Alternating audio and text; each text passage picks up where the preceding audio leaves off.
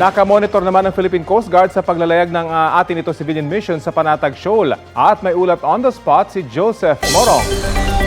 Joseph! Rafi, magandang tanghali mula rito sa West Philippine Sea. Ang lokasyon natin ay 14 nautical miles o 25 kilometers ang layo natin mula sa Masinloc, Zambales kung saan nanggaling yung atin to contingent at 200 kilometers or more than 100 nautical miles naman sa Scarborough kung nasaan ang puwersa ng China. Ngayon, Rafi, ay kararating lamang nitong contingent ng atin ito sa lokasyon natin mga bandang alas 10. At yung nakikita ng ating mga kababayan ngayon ay bahagi ng tinatayang 100 na mga Pilipino mangingisda na kasama doon sa convoy ng atin to. At para daw ito ipakita na itong bahaging ito ng West Philippine Sea ay sa Pilipinas at walang ibang pwedeng makinabang ng mga yamang dagat ito kundi ang mga Pilipino. Tulad ng nabanggit mo kanina, Rafi, ay maglalatag sila ng boya o yung buoy, no, para simbolikong ipakita na yung itong lugar na to ay nasa loob pa rin ng ating exclusive economic zone. At bukod dyan ay mamamahagi rin ng mga gasolina at supply ang grupo para dito sa mga kasama nilang mga mangingisda.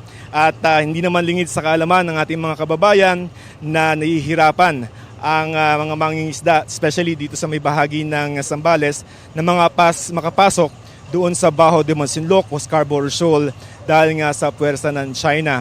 Ang pagkatapos nitong pamimigay ng supplies at paglalatag ng boya ay babalik itong mga 100 na mga mangingisda at yung 4 naman o 5 na malalaking bangka na hawak ng atin to ay tutulak na mas malapit sa Bajo de Masinloc. May mga impormasyon tayo na nagsasabi na may mga nakablockade na doon na mga barko ng China. Pero titingnan natin kung haharasin ng grupo ng China itong 5 na mga malalaking bangka na dala ng atin to pagpuntan o paglapit nila doon. Ayon naman sa Coast Guard, hindi ito sanction ng gobyerno. Ibig sabihin, walang kinalaman ng gobyerno sa civilian mission na ito ng grupong atin ito. Pero ganun pa man ay nakabantay sila para magbigay ng tulong kung kinakailangan, Rafi.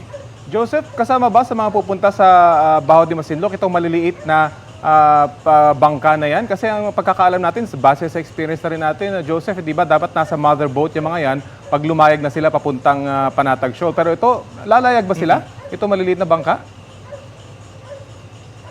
Hindi na. Itong mga maliliit pagkabigay nung pagkalatag ng boya at saka yung pagbibigay ng supply, ang sabi sa atin ng grupong atin to, babalik na. Pero yung 4 na pangulong, kung makikita mo sa dating camera, itong isa at saka nasa likod niya 2, yan ang tutulak ng medyo mas malapit doon sa Bajo de Masinloc. Ang hindi lang natin alam ay kung gaano kalapit. Okay.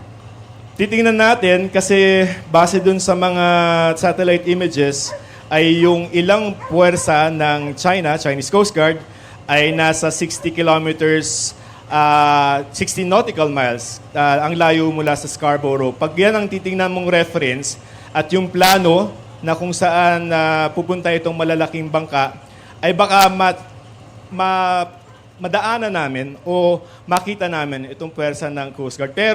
Chinese Coast Guard. Pero mangyayari yan mamayang bukas pa ng umaga kasi doon yung schedule na nandun kami mas malapit sa Baho by tomorrow, Rafi. Abangan natin yan. Maraming salamat sa ingat kayo, Joseph Morong. Kapuso, alamin ang maiinit na balita. Bisitahin at mag-subscribe sa GMA Integrated News sa YouTube. Sa mga kapuso abroad, samahan nyo kami sa GMA Pinoy TV at sa www.gmanews.tv.